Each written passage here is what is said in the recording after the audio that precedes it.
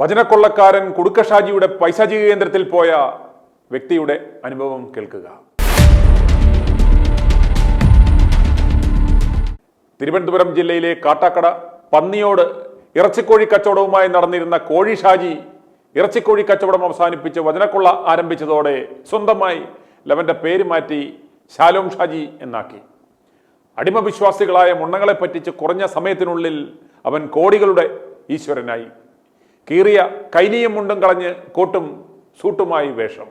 ഇന്നിവനെ കാണണമെങ്കിൽ ടോക്കൺ എടുക്കണം, കൺസൾട്ടേഷൻ ഫീ കൊടുക്കണം പോലും. പ്രശ്നങ്ങളുമായി ഇവന്റെ അടുത്ത് വരുന്ന പരമ മുണ്ണകളെ കൊണ്ട് ഇവൻ പ്രാർത്ഥിച്ച ബ്ലെസ്ഡ് പ്രോഡക്റ്റ് എന്ന് പറഞ്ഞ് ഉപ്പ്, എണ്ണ, തേൻ, കീച്ചെയിൻ, പേന, വെള്ളം എന്ന് വേണ്ട പഴന്തുണി വരെ മേടിപ്പിക്കും. ഇവന്റെ മൂക്ക് ചീറ്റി കൊടുക്കുന്ന പഴന്തുണി കാശ് കൊടുത്ത് മേടിച്ചു കൊണ്ടുപോയി ബെഡിനടിയിൽ വെച്ചാൽ കുട്ടികളുണ്ടാകാത്തവർക്ക് കുട്ടികളുണ്ടാകും എന്നാണ് ഇവൻ പറയുന്നത്. അതുപോലെ നിരവധി പെണ്ണുങ്ങളെ പിടിച്ചിരുത്തി ഇവൻ 24 മണിക്കൂറും കോൾ സെന്റർ എന്ന പേരിൽ നടത്തുന്നുണ്ട്. അതുപോലെ ഇവന്റെ പൈശാചിക കേന്ദ്രത്തിൽ ഒറ്റത്തവണ ചെന്നാൽ അഡ്രസ് മേടിച്ച് ഒരു കുടുക്ക കൊടുത്തുവിടും. എല്ലാ മാസവും ഒരു വണ്ടി നിറയെ ആളുകൾ ഇവന്റെ പൈശാചിക കേന്ദ്രത്തിൽ നിന്നും ആ വീടുകളിലെത്തി ആ കുടുക്ക പൊട്ടിച്ച് അവിടെ വെച്ച് തന്നെ എണ്ണി തിട്ടപ്പെടുത്തി പോകും. വീട്ടുകാരുടെ മുന്നിൽ വെച്ച് തന്നെ എണ്ണുന്നതിനാൽ നാണക്കേടോർത്ത് പാവങ്ങൾ പരമാവധി പണം ആ കുടുക്കയിലിടും. അങ്ങനെയാണ് ഇവന് കോഴി ഷാജി എന്ന പേര് മാറി കുടുക്ക ഷാജി എന്ന പേര് വീണത്. ഇങ്ങനെ പാവങ്ങളെ പറ്റിക്കുന്ന പണം കൊണ്ടാണ് കുടുക്ക ഷാജിയും കുടുംബവും ആഡംബരത്തിൽ ഇന്ന് ജീവിക്കുന്നത്. ഇവന്റെ എച്ചില് തിന്നാൻ കിട്ടുന്നത് കൊണ്ട് നാട്ടിലുള്ള എല്ലാ രാഷ്ട്രീയ കക്ഷികളും ഇന്നിവന് സപ്പോർട്ടാണ്. ലോക്കൽ പോലീസ് സ്റ്റേഷനും ഇവന്റെ കൊള്ളയ്ക്ക് വേണ്ടുന്ന സംരക്ഷണം ഒരുക്കി കൊടുക്കുന്നു. ഇവന്റെ പൈശാചിക കേന്ദ്രത്തിൽ പോയ നെയ്യാറ്റിൻകര സ്വദേശിയായ അനിൽകുമാറിന്റെ അനുഭവം കേൾക്കുക. എന്റെ പേര് അനിൽകുമാർ എന്നാണ് സാർ. ഞാൻ നെയ്യാറ്റിൻകരയ്ക്കടുത്താണ്. അപ്പൊ സാറിന്റെ ഇതെല്ലാം ഞാൻ കാണുകയാണ്. സാറിന് ഒരു സല്യൂട്ട് ചെയ്യാണ്. കാരണം എന്ന് വെച്ചാല് സാറ് ഈ കള്ളങ്ങളെല്ലാം വെളിച്ചത്ത് കൊണ്ടുവരണതേ നമ്മളെ പോലുള്ളവർക്ക് വലിയൊരു ഉപകാരമായി. എന്റെ ഒരു കഥ പറഞ്ഞാൽ ഞാൻ ഒരു ഹൈന്ദവ ആളാണ്. സാമ്പത്തിക ബുദ്ധിമുട്ടും വീട്ടിലെ പ്രശ്നങ്ങളും ഒക്കെ സമാധാനക്കേടൊക്കെ വന്നപ്പോഴത്തേക്ക് എനിക്കൊരാളിങ്ങനെ പറഞ്ഞു, കാട്ടാക്കട പന്നിയോട് ഒരു ഷാജി അവിടെ പോയാൽ മതി, കാട്ടാക്കട ചൂണ്ടുകൊലയിൽ ഒരു ഓഫീസുണ്ട്, നിങ്ങൾ അവിടെ ഒരു ദിവസം രാവിലെ 9 മണിക്ക് പോകണമെന്ന് പറഞ്ഞു. ഞാനിവിടെ നിന്ന് അവിടെ പോയി ചെന്ന് ടോക്കൺ എടുത്ത് ടോക്കൺ പ്രകാരം അത് വലിയ ബുദ്ധിമുട്ടാണ് സാറേ അതിനകത്ത് കയറി പറ്റാനായിട്ട്. അങ്ങനെ മണിക്കൂറോളം ഇരുന്ന് അവിടെ കയറി പറ്റി. ഇവിടെ നിന്ന് പറഞ്ഞാൽ ഇന്നലത്തിന് പറഞ്ഞാൽ എന്താണ് നിങ്ങളുടെ വിഷയം? ഞാൻ പറഞ്ഞു സാമ്പത്തിക ബുദ്ധിമുട്ടെന്ന് പറഞ്ഞു. ഞാൻ മദ്യപാനിയൊന്നും അല്ല, കുറച്ച് സാമ്പത്തിക ബുദ്ധിമുട്ടുകളും കാര്യങ്ങളും ഉണ്ട്. മാനസികമായിട്ട് കുറച്ച് തകർച്ചയിലാണ് ഞാനിപ്പോൾ. 57 വയസ്സോളം പ്രായമുണ്ട്. ഞാൻ ഒരു ഹൈന്ദവ വിശ്വാസിയാണ്. എന്നാൽ പള്ളിയെ ഒന്നും എതിരും അല്ല. ഞാൻ ഇടത്തോപ്പള്ളിയിലും മറ്റു പള്ളിയിലൊക്കെ പോയാണ്. അപ്പൊ ഇങ്ങനെ ഒരു സാഹചര്യത്തിൽ എന്നെ അറിയാന്നുള്ള ഒരാൾ പറഞ്ഞ് ഇവിടെ വരാൻ പറഞ്ഞു. അങ്ങനെയാണ് വന്നതെന്ന് പറഞ്ഞ് ഞാൻ പരിചയപ്പെട്ടു. അപ്പോഴേ ഒന്ന് എന്റെ തലയിൽ കൈവച്ചെന്ന് പ്രാർത്ഥിച്ചിട്ട് പറഞ്ഞ് ഒരു ലിസ്റ്റ് തന്നു, കുറച്ച് പ്രോഡക്റ്റുകൾ വാങ്ങിക്കൊണ്ട് പോകണമെന്ന് പറഞ്ഞു. ശരിയെന്ന് പറഞ്ഞ് പുറത്തിറങ്ങിയപ്പോഴത്തേക്ക് അവിടെ ഇങ്ങനെ കൗണ്ടറിൽ അവിടെ ആയിട്ട് പൊമ്പിള്ളേരെ ഇരുത്തിയിട്ടുണ്ട്. ഒരു 10, 20, 22 വയസ്സായ പൊമ്പിള്ളേരെ അങ്ങനെ ഒരിടത്തായിട്ട് ഇരുത്തിയിട്ടുണ്ട്. ആദ്യത്തെ കൗണ്ടറിൽ ഇത് കൊടുത്തപ്പോൾ പറഞ്ഞത് ക്യാഷ് ഉണ്ടോ, ഇപ്പൊ ക്യാഷ് അടയ്ക്കാമോ എന്ന് ചോദിച്ചു. അപ്പൊ ഞാൻ പറഞ്ഞു എത്രയാണ്? 450 പറഞ്ഞു. എന്താണ് അതൊക്കെ അവര് ലാസ്റ്റിൽ ചെല്ലുന്നിടത്ത് എല്ലാം പറഞ്ഞു തരുമെന്ന് പറഞ്ഞു. അങ്ങനെ അവിടെ ക്യാഷ് അടച്ചു. അടുത്തടുത്ത് അവിടെ നിന്ന് ഇത് ലിസ്റ്റ് വാങ്ങി അടുത്ത് ക്യാഷ് അടച്ചു. അവിടെ നിന്ന് കയറുന്നതിനെ കൊണ്ടൊന്ന് 3ാമത്തെ സ്ഥലത്ത് കൊടുത്തപ്പോൾ കുറച്ച് പ്രോഡക്റ്റുകൾ എന്താണ്, ഒരു 5 രൂപയുടെ ഉപ്പ്, ഒരു ബിരിയാണി കവർ നിറച്ച ഉപ്പ്, അത് 3 ദിവസം വൈകുന്നേരം സന്ധ്യയ്ക്ക് ശേഷം വീടിന്റെ ഒരു ഒളിച്ചിട്ടണം. സാറേ വീണ്ടും ഒരു ചുറ്റി തൂറ്റാൻ വേണ്ടി വീടിന്റെ ഒരു ചുറ്റും ഇങ്ങനെ തൂവാൻ വേണ്ടി.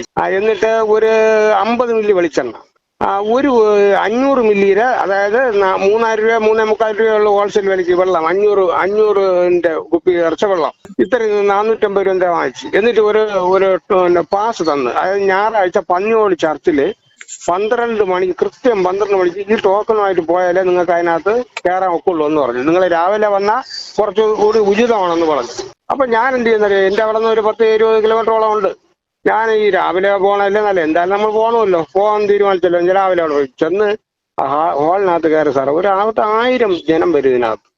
എന്നിട്ട് വലിയ ഒരു സ്റ്റേജാണ്. ആ സ്റ്റേജിനകത്ത് ഒരു 8-10 പൊമ്പിള്ളേരും നല്ല കൊച്ചു കുട്ടികൾ, ഒരു 10-15-20 വയസ്സിനകത്തുള്ള പിള്ളേരും അതിന്റെ മ്യൂസിക് കയറി ഒരു ബഹളം. ലൈറ്റാണ്, ലൈറ്റിന്റെ പരിപാടിയാണ് അതിനകത്ത്. പരസ്പരം അടുത്തിരിക്കുന്നവരെന്ന് കാണാൻ എല്ലാം കളറില്ല, ഇരുട്ട് പോലെ മറ്റേ ലൈറ്റ് കറങ്ങുന്ന ലൈറ്റുകളെല്ലാം, ലൈറ്റിന്റെ സെറ്റപ്പും ഒരു ആഡംബരം തന്നെ. പൊമ്പിള്ളേരുടെ ഡാൻസും കുറെ കളികളൊക്കെ ഉണ്ട്. എന്തിന് അത് കഴിഞ്ഞു 12 മണിക്ക് ആരാധന തീർന്നു. ആരാധന തീർന്ന ഉടനെ എന്നിട്ട് സാറേ ഒരു പൊതി ഭക്ഷണം തന്നു. എനിക്ക് നല്ല വിശപ്പുണ്ടായിരുന്നു. ഒരാളിന് കഴിക്കുന്ന ഒരു ഭക്ഷണം അത് വാങ്ങി പ്രസാദം പോലെ നമ്മൾ വാങ്ങി കൊണ്ടുവന്ന് പുറത്ത് വെള്ളം ചോദിച്ചാൽ വെള്ളം കിട്ടൂല. അവിടെ വെള്ളം വേണമെങ്കിൽ 20 രൂപ കൊടുത്ത് വാങ്ങണം. ഈ 500 മില്ലി കുപ്പി പുറത്തുണ്ട്, അത് വാങ്ങി ആ കാശ് കൊടുത്ത് വാങ്ങി അവന്റെ ലാമ്പിൽ ഒടിച്ചിട്ടുണ്ട് സാറേ. ഇതിനകത്തല്ല എണ്ണയ്ക്കും ഒരു ഊണ് കഴിച്ചു, അതങ്ങനെയായി.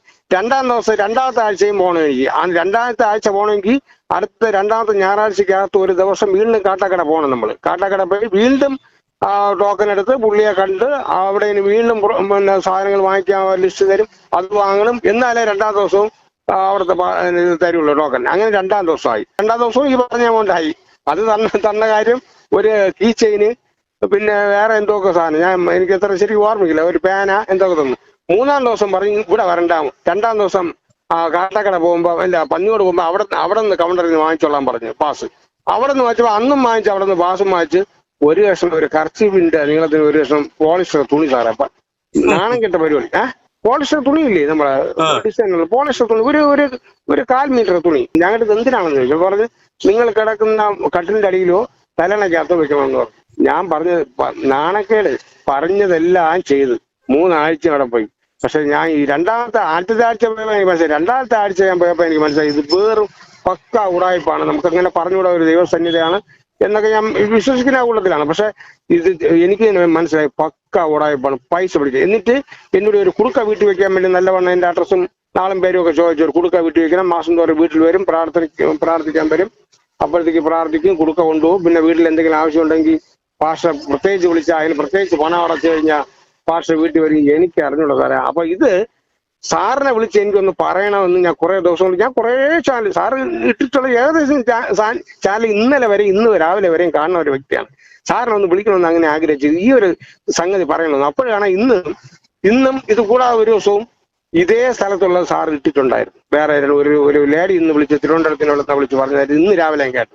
അതുകൊണ്ടാണ് ഞാൻ സാറിനെ വിളിച്ചത്. ഇതൊക്കെ ഇത് പറഞ്ഞിട്ടുള്ളതെല്ലാം അതിനൊരു കള്ളവുമല്ല, ഇത് നടക്കുന്ന സംഭവമാണ് സാറേ. സാറേ അതിന്റെ അടുത്ത് ആ ചർച്ചിന്റെ അടുത്ത് ആരുമായിട്ട് സംസാരിക്കാനൊന്നും ഒക്കില്ല നമുക്ക്. ഇവിടെ ചെന്ന അതിന്റെ ഒരു 100 മീറ്റർ അപ്പുറവും ഇപ്പുറവുമായിട്ട് ബാൾജ് തൂക്കിയ ആണുങ്ങൾ നിർത്തിയിട്ടുണ്ട്.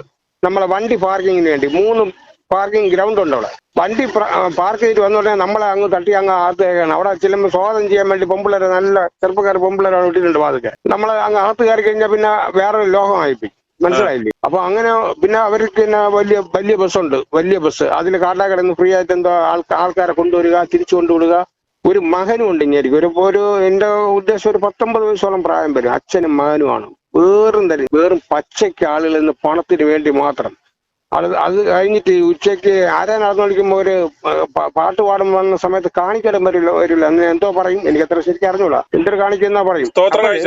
ആദ്യം തന്നെ ഇതിനു വേണ്ടി ഒരു 10-15 ആണും പെണ്ണുമാരും വിട്ടിട്ടുണ്ട്. അത്രയും പേര് നിന്നാലേ എല്ലാവരും ഇടയ്ക്ക് വരുള്ളൂ. ഇവരിങ്ങനെ ഒരു സഞ്ചി പോലെ സംഭവം ഒരു സ്റ്റീൽ പൈപ്പിന്റെ അകത്ത് ഒരു സഞ്ചി ഘടിപ്പിച്ചിട്ട് ഇങ്ങനെ നമ്മുടെ അടുത്ത് ഇങ്ങനെ കൊണ്ടുവരും. നമുക്കുള്ളത് അതിനകത്ത് അതിൽ ചോദ്യമൊന്നുമില്ല. പിന്നെ സ്ക്രീനിൽ നമ്മൾ പിന്നെ ഗൂഗിൾ പേ ചെയ്ത് കൊടുക്കേണ്ട സംവിധാനവും കാണിച്ചുകൊണ്ടിരിക്കും. ദയവായിട്ട് 2 വീഡിയോ ഇങ്ങനെ പ്രോഗ്രാം ചാനൽ ഇങ്ങനെ പിടിച്ചുകൊണ്ടിരിക്കുകയാണ്. ആ പ്രോഗ്രാം ചർച്ചിൽ വന്നെന്നുള്ളത്. ഞാൻ പറയാൻ സാറിന് സമയം കിട്ടുകയാണെങ്കിൽ ഒരു ദിവസം ഞായറാഴ്ച അതിനകത്ത് കയറി നോക്കണം. നമ്മളെ പോലെയുള്ളവർ പറയുമ്പോൾ ചിലപ്പം എല്ലാം വിശ്വസിക്കണമെന്നില്ല. വെറും തരികട, ഇതുപോലെ തരികട വേറെ ഒരിടവും ഉണ്ടാവില്ല. ഞാൻ സാറിന്റെ ഒരുപാട് പ്രോഗ്രാമുകൾ പല മോന്മാരെയും കാണുന്നുണ്ട്. പക്ഷെ ഇത് ഞാൻ പോയി അനുഭവിച്ചത് കൊണ്ട് എനിക്കറിയാം. അയ്യോ, കോടീശ്വരൻ പാവങ്ങളെ പൈസയ്ക്ക്. ഇവന്റെ ഭാര്യയൊക്കെ പണക്കമായിരുന്നു, പിണങ്ങിയൊക്കെ പോയി. അവന്റെ കയ്യിരിപ്പ് മോശമായിട്ട് പിണങ്ങിയൊക്കെ പോയെന്ന നാട്ടുകാരിൽപ്പെട്ട ഇടയ്ക്ക് എൻ്റെ ഒരാൾ പറഞ്ഞു. അടുത്തൊരിടവും നമുക്ക് പ്രവേശനമില്ല. ഒരു കടയിൽ പോകാനോ ആരുമായിട്ട് സംസാരിക്കാനോ ഒന്നും അവർ അവസരം തരില്ല. അങ്ങനെ അടുത്തുള്ളടത്ത് പോരെന്ന് പറയാൻ കാരണം അവരിത് എന്ത് പറയില്ല. ഇവിടെ എല്ലാം ഉണ്ടല്ലോ. നമ്മളവിടെ ചെന്നിറങ്ങി വന്ന തന്നെ നമ്മളെ തൂക്കിയെടുത്ത് അകത്ത് കൊണ്ടുപോകുമ്പോൾ അങ്ങ് അവരകത്ത് ഈ കോഴി കുഞ്ഞുങ്ങളെ തുറന്നു വിട്ടിട്ട് അതുക്കലിനകത്ത് കയറ്റും പോലെ നമ്മളെ കയറ്റയല്ലേ. നമ്മളങ്ങോട്ട് പുറന്നോട്ട് നോക്കൂല്ലേ. ഇതിനകത്ത് തന്നെ എല്ലാ സംവിധാനമുണ്ടല്ലോ. കയറുമ്പോഴത്തേക്ക് ഒരു 8-10 കൗണ്ടറുണ്ട്. അവിടെ ഇങ്ങനെ ഓരോരുത്തർ ഓരോരോ പ്രോഡക്റ്റുകൾ വിൽക്കാൻ വെച്ചോണ്ടിരിക്കുകയാണ്. അതിന്റെ ഓഫീസ് പിന്നെ എന്തെങ്കിലും അന്വേഷണങ്ങൾക്ക് പ്രത്യേകിച്ച് ചെന്ന് കാണേണ്ടതാണത്. എന്തൊരു ഇങ്ങനെ ഒരു സഭയും ഞാൻ ഒരിടങ്ങളില്ല. ഞാൻ RC പോയിട്ടുണ്ട്, CC ചർച്ച് പോയിട്ടുണ്ട്. അത് ഇപ്പോഴും ആ കമ്മങ്കോട് ചർച്ചിൽ ആഴ്ചയിൽ ഒരു ദിവസം പോകണമെന്നാണ്. ഒരിടവും ഇങ്ങനെ ഒരിടവും കണ്ടില്ല. ബന്ധിക്കോസ് സഭയും ഇതുപോലെ അഴിഞ്ഞാട്ടം പിടിച്ചിട്ട് ഒരിടവും കാണുമെന്ന് എനിക്ക് തോന്നുന്നില്ല. പിന്നെ അവിടെ വേറെ ആഭരണത്തിനൊന്നും വിഷയമല്ല. കാരണം മറ്റേ ആളെ ഷൂവും ഇട്ടിട്ടാണ് സ്റ്റേജിൽ നിന്ന് ഈ ചാട്ടവും ഡാൻസും ഒക്കെ നടത്തുന്നത്. ചെരുപ്പ് പോലും പുറത്തിട്ടുണ്ടല്ലോ. അപ്പൊ അങ്ങനെ കോട്ടൺ സൂട്ടും ഒക്കെ അല്ലേ ഇട്ടുന്നത്. അപ്പൊ അതുകൊണ്ട് അവിടെ അങ്ങനെയൊന്നുമില്ല. ചെരുപ്പ് ഒന്നും പുറത്തിടണ്ട, ആഭരണം ഇടുന്നതിന് വിഷയമല്ല. കളർ ഡ്രസ് ഇടുന്നതിന് വിഷയമില്ല. അങ്ങനെ ഒന്നും ഇങ്ങേക്ക് ഒറ്റ ലക്ഷ്യമുള്ളൂ, വരിക സാമ്പത്തികമുള്ളവരെ കണ്ടാൽ വിടില്ല. അതാണ് ഞാൻ അന്വേഷിച്ചിടത്തോളം ഉള്ളത്. അപ്പൊ സാറ് ഈ ഇദ്ദേഹത്തിന്റെ കഥ സാറിന്റെ ശ്രദ്ധയിൽ കിട്ടി. സാറിങ്ങനെ ഫോണിൽ ഇങ്ങനെ എല്ലാവരും ഇങ്ങനെ കേൾക്കാൻ വേണ്ടി അത് ഞാൻ കേട്ടപ്പോഴത്തേക്ക് എനിക്ക് ഭയങ്കര സന്തോഷമായി. നമുക്ക് വലിയ വിദ്യാഭ്യാസവും കാര്യമൊന്നുമില്ല എങ്കിലും അത് ആരെങ്കിലും അറിവുള്ളവർ പറഞ്ഞു കൊടുത്തത് ഈ കള്ളി വിളിച്ചിട്ട് നല്ലോ എന്നുള്ള ഒരു സന്തോഷം ഉണ്ടായി. അതുകൊണ്ട് ഞാൻ സാറിനെ വിളിച്ചത്. സാറേ ഇതുപോലെയുള്ള കാര്യങ്ങൾ സാർ ഇങ്ങനെ ലോകത്തെ അറിയിക്കുന്നില്ല. എല്ലാവരും ഉണ്ട്, കോടീശ്വരം മുതൽ സാധാരണക്കാരൻ എല്ലാവരും ഉണ്ട്. ഇത്ര വിഡ്ഢികളാണ് സാറേ മലയാളികൾ. ഈ വലിയ വിദ്യാഭ്യാസം ഒന്നും ഇല്ലാതെ വെറും 8ാം ക്ലാസ് വരെയുള്ള വിദ്യാഭ്യാസമുള്ള എനിക്ക് എന്റെ മനസ്സിൽ പോലും തോന്നി ഇത് പക്ക ഓടായിപ്പോയി. അപ്പോൾ ഞാൻ ചോദിക്കട്ടെ, ഇത്രയും അറിവും ഒക്കെ ഉള്ള പഴയ കാലമല്ല, നമ്മളെ ചെറുപ്പമായ കാലമല്ല ഇപ്പോഴത്തെ. ഈ കാലഘട്ടത്തിൽ ഇങ്ങനെ കുറെ ചെറുപ്പക്കാർ 10ഉം 17ഉം 18 വയസ്സായ നല്ല തിളുന്തായ പോലത്തെ കൊച്ചു പിള്ളേർ വന്ന് ഇങ്ങനെ അവർക്ക് ഇതൊക്കെ ഇത്രയും അറിവും കാര്യങ്ങളും ഉണ്ടായിട്ട് എനിക്ക് തോന്നുന്നു ഇവർക്കൊക്കെ ശമ്പളങ്ങൾ കൊടുക്കുമായിരിക്കും. അല്ലെങ്കിൽ ഇവരിങ്ങനെ ഈ പേക്കുത്താടാൻ വരില്ലല്ലോ. ഇവർക്കൊക്കെ ശമ്പളക്കാരാണ്. അടിപൊളി ഡ്രസ്സും ചുരിദാറും കാര്യമുണ്ടല്ലോ, നല്ല ഡാൻസ് ആണ്. അത് കാണാനാണ് നല്ല രസമുള്ളത്. പിള്ളേരെ ഒന്നിക്കളിച്ചുള്ള ഡാൻസ്, ഈ പാട്ടിന്റെ ഒത്തോണം നൃത്തം വെക്കുക. അല്ല ദൈവം അനുഗ്രഹം വന്നിട്ടുള്ള അല്ല അത്. കുറെ ചെറുപ്പക്കാർ അങ്ങനെ പറഞ്ഞവരുണ്ട്. നമ്മളെ പ്രായങ്ങൾ തെറ്റില്ലേ സാറേ, നമ്മൾ 58 വയസ്സായില്ലേ. ഞാൻ പറഞ്ഞല്ലോ, ഇതിനു വേണ്ടി പറഞ്ഞവരുണ്ട് സാറേ, ഉണ്ടാവും. ഇതുപോലുള്ളിടത്ത് അങ്ങനെ വരാത്തത്. അവിടെ ആരും ചോദ്യം ചെയ്യാൻ ആരുമില്ല. അവിടെ ഒറ്റ ലക്ഷ്യമുള്ളൂ, പൈസ. എത്ര വണ്ടികളുണ്ടെന്ന് അറിയാം, വലിയ ബസ് മുതൽ ഇങ്ങേറ്റ് ലാസ്റ്റ് ഇങ്ങേക്ക് ഞായറാഴ്ച ആയിരുന്നു രാവിലെ 7 മണി മുതൽ 9 മണി വരെയും, 9 മണി മുതൽ 12 മണി വരെയും, 12 മണി മുതൽ 3 മണി വരെയും കഴിഞ്ഞിട്ട് പിന്നെ ഇവിടെ തിരുവനന്തപുരത്ത് ഇവിടെയുണ്ട് ഒരു അവിടത്തേക്ക് വേണ്ടി ഇവിടുന്ന് തീർന്ന ഉടനെ അച്ഛനും മോനും ഭാര്യയും ഒക്കെ എല്ലാവരും കൂടി ഇന്നോവയിൽ കയറും. ഡബോനെ പോവാണ് തിരുമല. അങ്ങനെയൊക്കെയാണ് കാര്യങ്ങൾ. ഇത് പറയുന്നത് കള്ളമല്ല, ഇത് ആൾക്കാർ പറയണത്. ഇങ്ങനെയൊക്കെ ഉണ്ടാവണേന് നിയമപരമായിട്ട് വേറെ താക്കീതൊന്നുമില്ല, ഉണ്ടാവില്ലേ. ഇവിടെ ഞാൻ പറഞ്ഞില്ലേ, ഏത് കള്ളനും ഇതുപോലത്തെ സഭയാന്നും പറഞ്ഞ് ഓരോ പ്രസ്ഥാനങ്ങൾ ഉണ്ടാക്കാം, അതിന്റെ പേരിൽ പണപ്പിരിവ് തെറ്റാം, ആരെ പറ്റിക്കാം. ഇവിടെ ആര് ചോദിക്കാന്? ഇവിടെ അങ്ങനെ ഒരു നിയമ സംവിധാനം ഉണ്ടെങ്കിൽ ഈ കള്ളന്മാർ ഇതുപോലെ കൂണ് പോലെ പൊരുകൂ. എത്ര എണ്ണമാണ് നിങ്ങൾ നോക്കുക. ഈ കാട്ടാക്കട പ്രദേശത്ത് തന്നെ ഇതുപോലെ എത്ര പൈശാചിക ദാസന്മാർ ഇതുപോലെ പൈശാചിക പ്രസ്ഥാനമായിട്ട് ചെല്ലന്തൈ കൊല കിട്ടിയിരിക്കുന്ന പോലെ ഇരിക്കുന്നു ആളുകളെ. ഇപ്പൊ ഈയിടയ്ക്ക് ഒരാൾ പറഞ്ഞിട്ടില്ലേ ഫോണില്,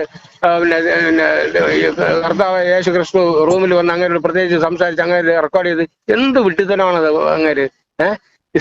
ഇതൊക്കെ ഈ കാലഘട്ടത്തിൽ ഇങ്ങനെയൊക്കെ പറഞ്ഞ് ആളുകളെ പറ്റിച്ച് പണം ഉണ്ടാക്കണം. ഇന്ന് അവന് 8 കോടി രൂപ കൂടി ഉണ്ടെങ്കിൽ ഇനി ചർച്ചിന്റെ പണി പൂർത്തിയാവും. ഞാനിതെല്ലാം കേൾക്കുന്നുണ്ട്. ഞാൻ പറഞ്ഞേ, ഈ ഹൈന്ദവ വിശ്വാസത്തിലുള്ള നിങ്ങളുടെ സമൂഹത്തിലുള്ള ആളുകൾ പോലും ഇങ്ങനെയുള്ള കള്ളന്മാരുടെ അടുത്തേക്ക് എന്തെങ്കിലും അനുഗ്രഹം കിട്ടുന്നോടത്തല്ലേ പോകുന്നത്. ഒത്തിരി പേര് അവിടെ ചെല്ലുന്നില്ല ഇങ്ങനെ. പൊന്നു സാറേ, ഞാൻ ഒരു കാര്യം പറയട്ടെ. നമുക്കൊരു തീരാ വ്യാധി വരുമ്പോഴത്തേക്ക് നമ്മൾ എവിടെയെല്ലാം ഓടും സാറേ. ഒരാൾ പറയണം ഇന്ന ഹോസ്പിറ്റലിൽ പോയാൽ കൊള്ളാം, ഇന്ന വൈദ്യരെ കണ്ട, അങ്ങനെ പോണതാണ് സാറേ. അത് തെറ്റല്ല. നമ്മൾ ആരും പരീക്ഷിക്കാൻ പോണല്ലേ. എവിടെ പോയാൽ നമുക്കൊരു നിലയിൽ നമുക്ക് മനസ്സിലായല്ലോ. ഇനിയെങ്കിലും മനസ്സിലാക്കുക, ഇത്തരത്തിൽ ഈ പ്രശ്നങ്ങളും ബുദ്ധിമുട്ടുകളും എല്ലാം മനുഷ്യജീവിതത്തിന്റെ ഭാഗമാണ്. അത് വരും. അതിനെ നമ്മൾ അഭിമുഖീകരിക്കുക എന്നൊന്നും അല്ലാതെ ഈ കള്ളന്മാരുടെ അടുത്ത് പോയ ഉള്ള മനസ്സമാധാനം ഉള്ള പണവും കൂടെ പോകുന്ന ഉറപ്പായില്ലേ ഇപ്പൊ?